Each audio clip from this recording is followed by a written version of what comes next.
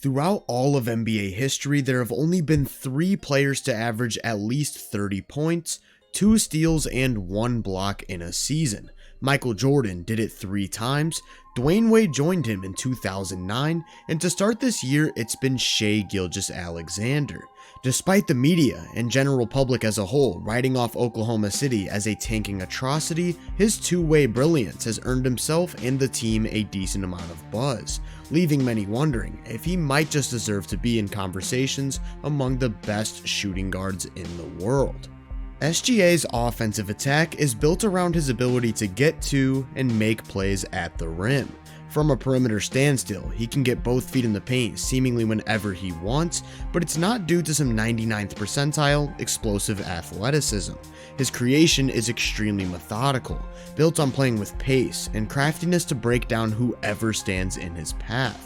He loves to use hesitations and changes of speed to keep defenders on their toes at all times, and when he feels there's enough open space, that's when he'll make his move.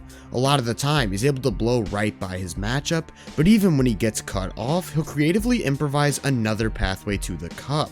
Like here, where KCP does a great job at getting in front of that initial attack, but Shai just turns around and starts another one from the elbow, taking one step towards the nail before spinning back in the opposite direction for an easy lay. That spin gather is one of his most effective counters. This time Denver helps a bit more aggressively with Christian Braun gapping near the nail, so Shai drives right at him to open up space down the middle, where 2 giant strides lead to a finger roll. His use of length like this is absolutely masterful, just carving out driving angles with calculated steps in any direction. On this one, he first goes to a hezzy crossover combo that leaves his man in the dust, and because Gordon is already in position to help, he meets him right at the free throw line. Shai plants his right foot to change directions with 1 giant stride left that gives him the angle he needs.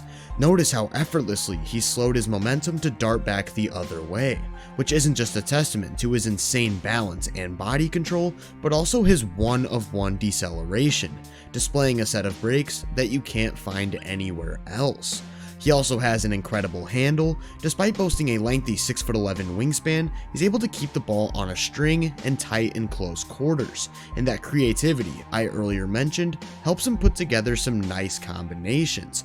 He likes to get really low to the ground to make each cut and turn that much more lethal, almost like a running back as he ducks into traffic and jukes every which way.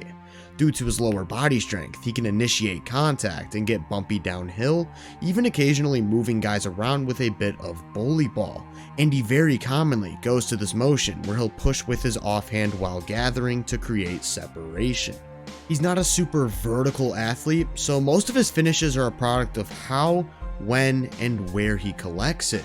He often stays low to the ground, electing to get the ball over and around defenders near the basket, again making great use of his length with high arcing scoops, finger rolls, and other crafty layups where his phenomenal touch is on full display. Last season, he created an absurd amount of shots for himself at the rim despite some pretty poor team context, and finished on lower quality opportunities at a very high level. And while this is where he does most of his damage, it also opens up other offensive options, such as his elite mid-range scoring. To start this year, he's not only been going to, but converting in this area for a pretty large chunk of his scoring, adding more versatility to his shot creation and making him that much harder to guard. He's got a really smooth pull-up motion that allows him to flow into jumpers right off the drive, where he'll leverage the threat of that interior game by hesitating and pulling back, or going to one nasty step back. Again, his ability to change speeds plays a huge factor in how much space he creates, stopping on a dime for quick hitters, or coming to a screeching halt and spinning back for a fadeaway. He even added a legitimate post game to his arsenal, capable of hitting fades over either shoulder, and he'll fake those to shed defenders and create more layups. Up fakes, pivots, and step throughs like this are a pretty huge staple of his game. Here he first throws that hesitation crossover to get his man on the hip, steps back for what looks like a pull-up midi, but holds his position to then step past the contest with those lengthy strides and lay it in.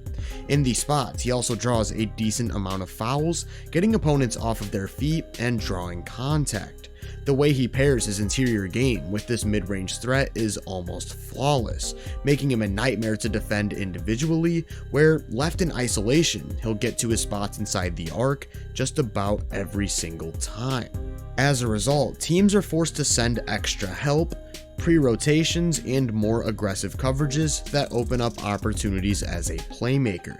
In the pick and roll, that threat of penetration forces bigs into higher positions, and he's great at quickly getting rid of the ball to create downhill advantages. He anticipates these openings really well, and often places passes early with quick shovels or underhand bounces. His ability to get deep into the paint, of course, forces all kinds of extra attention as well, freeing up shooters all over the court. He doesn't make an insane amount of high leverage cross-court finds like some of the league's premier playmakers, but he does feel help out really well and will make the right decision most of the time, especially if it's just one pass away. Here, Orlando's in a 3-2 zone, yet still Shai has no problem getting both feet in the paint. Notice how every single defender is locked on him, and pretty much any pass is a viable option. This time it's in isolation where he gets really low to build up steam, slams the brakes right in front of the basket. 4 out of the 5 opposing defenders are completely in the painted area, and he goes to a high velocity jump pass for a wide open corner triple. The problem is, OKC's lack of shooting does somewhat suppress this skill. They aren't quite the Lakers, but they're pretty close, through 9 games hitting just over 29% of their 3-pointers, which is down from even their league worst 32% from last season. As a result, for Shai to create high efficiency shots for his team, they're most likely coming at the rim, and he has a real feel for these interior finds. He'll leverage the threat of his finishing by laying it down or dumping it off to cutters or teammates in the dunker spot, and he's a pretty good lob passer, although he also doesn't yet have a true paint presence or huge above the rim threat next to him. On this one, he's pushing the pace and goes to a contact gather that frees him from his man and forces that extra help. He looks to the wing as if he's kicking it out to a shooter, which freezes Luka in his tracks before laying it down to a cutter. And if this were a high-level finisher, this probably ends in 2 points. Still, Shai's able to collect the offensive rebound and goes to a short mid-range fade off the glass. These are things that, with the right pieces around him, show some real capability of being an offensive number 1 on a playoff team, and the extent to which that value goes hinges on where he lands as a 3-point shooter. Since entering the league, he's shown to be an elite space creator, similar to with how he generates quality looks in the mid-range, but the actual shot making on pull-up jumpers is all over the place, sometimes looking like a really strong outside shooter, but going on stretches where he just isn't making any.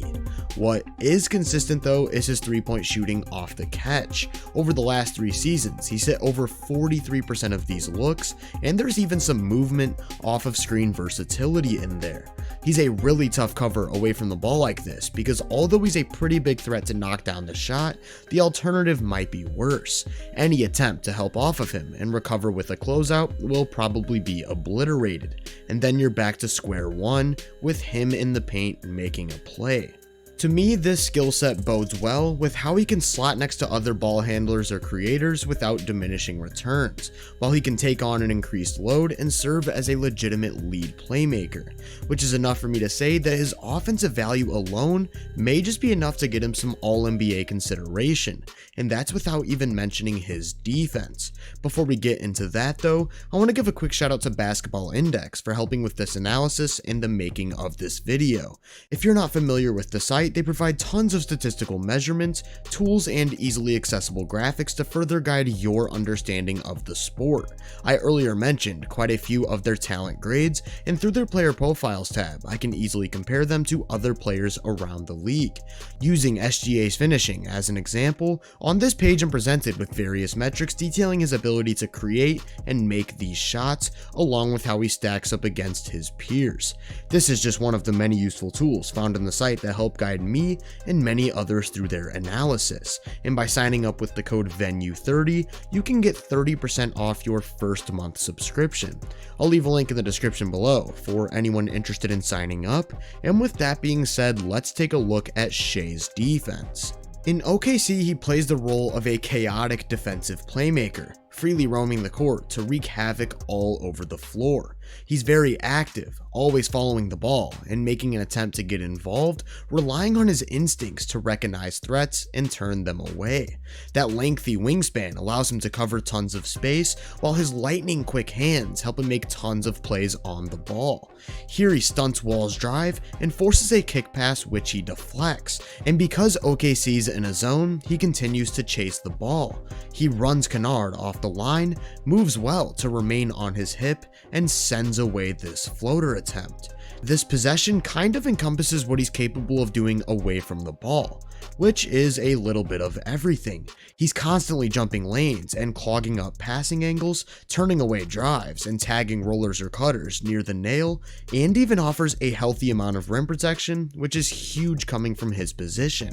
He does have a tendency to get a bit overly help happy, taking a decent amount of risks, but due to his length, he's still usually able to close out and get decent contests on shooters. On the ball, he doesn't have the quickest feet, getting blown by quite a bit, but again, it's the length that helps him play from behind and recover well.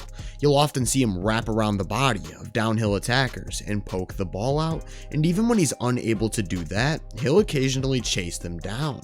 With those active hands, he can pick the pocket of ball handlers and take away some of their moves, while his lower body strength allows him to hold his position even with added bumps and contact.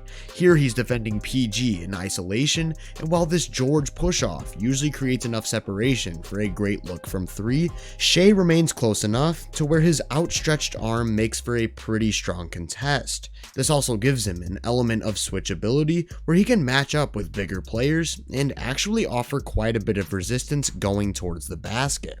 Now, I'm not saying he's a candidate to make my all defensive list, but for years he's shown these flashes, and it looks like he might finally be putting it together. Albeit in a small sample, OKC currently has the 7th ranked defense in the NBA, and at just over 3.5 stocks per game, Shai lands inside the top 5 among all players.